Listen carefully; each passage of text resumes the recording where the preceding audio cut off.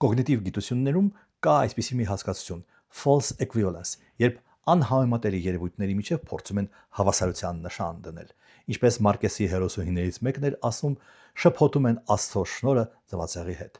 Վերցնենք երկու պնդում։ 44-օրյա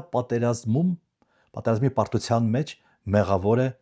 Նիկոլ Փաշինյանը։ Եվ երկրորդ պնդումը։ Այդ պարտության մեջ մեղավոր են 11,000 դասալիքները։ Հիմա մեկը, որը իբր ուզում է օբյեկտիվ երևալ, ուզում է անաչառ երևալ, ասում է դրանք ծայրահեղություններ են, իսկ ճշմարտությունը ինչ որ մի տեղ մեջտեղում է։ Այսինքն այդ կեղծ հավասարեցումը արվում է հատուկ քարոզչական նպատակներով ինչ որ մի կողմին արդարացնելու համար։ Իհարկե մենք բոլորս մեղավոր ենք որպես մահկանացուներ, բայց մեր մեղքերը տարբեր են, տարբեր չափի են, տարբեր ձևի են։ Եթե մեկը ասում է դու սերիական մարդասպան ես, մյուսը չի կարող պատասխանի, իսկ դու դավաճանել ես կնոջը։ Դրանք տարբեր մեղքեր են։ Հետևաբար, երբ որ ասվում է, որ անդիմությունն ու իշխանությունը իրար հավասար են, իրար արժեն, դա այդպես չէ, որովհետև այն բոլոր մեղքերը, որոնք գործել են,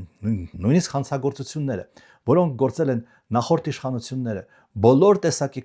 անդիմադիր քաղաքական գործիչները համեմատելի չեն այն ավերների հետ, որոնք մեր երկրին, մեր պետությանը պատճառել է Փաշինյանը։